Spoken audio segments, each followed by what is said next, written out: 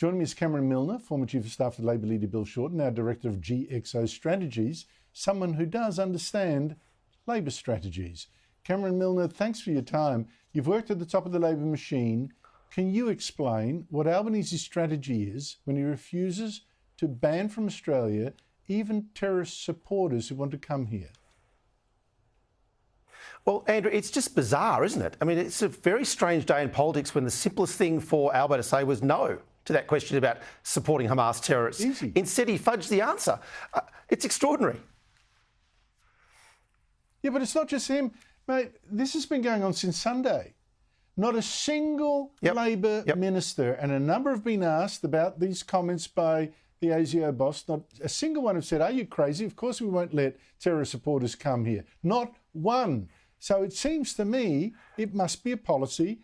Else, why didn't Albanese rule it out? So what must be going through his mind? Well, and Andrew, it's the arrogance and the hubris at the heart of the Albanese government. They think they know better. They think they know better than Middle Australia. They think they know better than the rest of us who actually want social cohesion, not terrorists living in our community.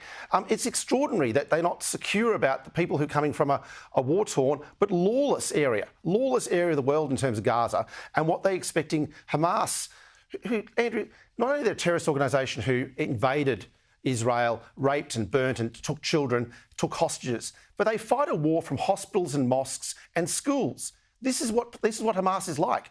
And yet we're supposed to trust them that their paperwork for the Gazans who are slipping through the borders are all okay. It's extraordinary. And nowhere else in the world is doing this, Andrew. Nowhere else in the world. No, I know that. And that's the other thing too. I did mention, you're quite correct. Look, I don't get it. Look, maybe they've got a word from ASIO that if you say bad things about Hamas, there's going to be trouble with the Muslim community. Well, in that case, I'm wondering who these troublemakers are that would be offended by saying bad things about a terrorist organisation and who let them in.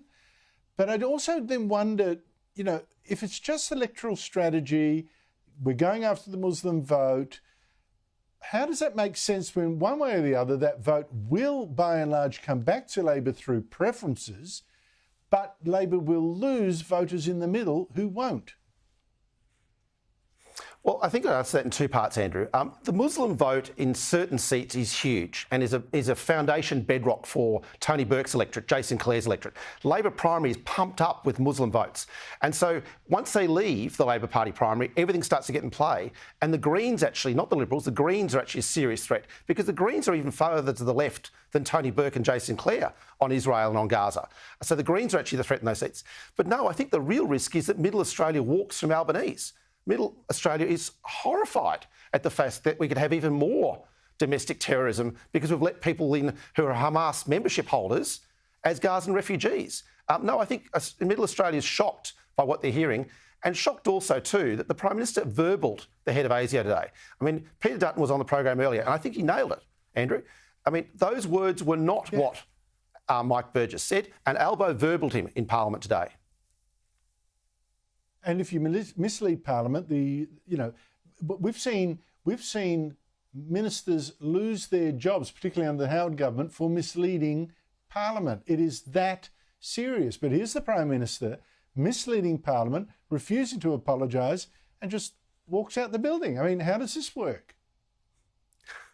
Well, it's the nothing to see Prime Minister, but it's also the Prime Minister who says that the standard you walk past is the standard you accept.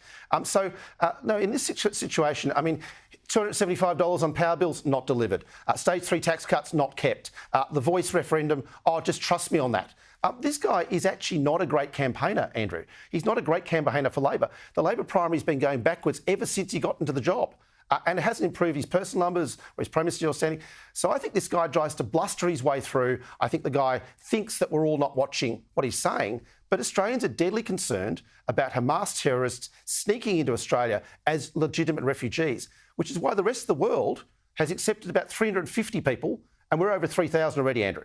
So 10 times as many as the EU, the US, and those people have already accepted. Like, it's extraordinary. Look, just that figure, what you've just said, that we've got 10 times more than the EU and America combined of Palestinian refugees, says that something really weird and kooky is going on? Because we're not even talking about Gaza is the other side of the world from us, right? I mean, why we would feel this obligation, and how it helps Gaza, by the way, to be taking in like that neurosurgeon and the engineers she's talking about that we've taken in. How does it help Gaza to take in the most educated and leave them in the schnook like that? Now, I wanted to ask you about Tony Burke. Now, Tony Burke, I think we've discussed it before, sees himself as a future Labor leader. He got a big promotion from Albanese to the immigration portfolio, the new Home Affairs portfolio, just last month, because the last two people in those jobs have been disasters. And one, in fact, is the one that handed out all these visas to Palestinians. Now, Tony Burke was seen as a fireman, seen as a safe pair of hands. This is now blown up in his face. He doesn't seem to know what to say. He can't deny that they're bringing in people who are Hamas supporters. He doesn't deny it. What do you make of his handling of this? And he's about to renew 1,300 of them who got here under Giles. He's about to make them Burke's Gazan refugees with no security checks. So, his fingerprints are all over this. Look, I wonder whether this isn't a terrible poison chalice. Albo knows he's got some leadership problems. He knows he's got Jim Chalmers breathing down his neck, who is a great treasurer and will be the next Prime Minister of Australia.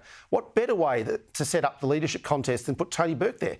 But mind you, immigration is a complex issue for Tony Burke because his own electorate compromises every single decision Burke makes.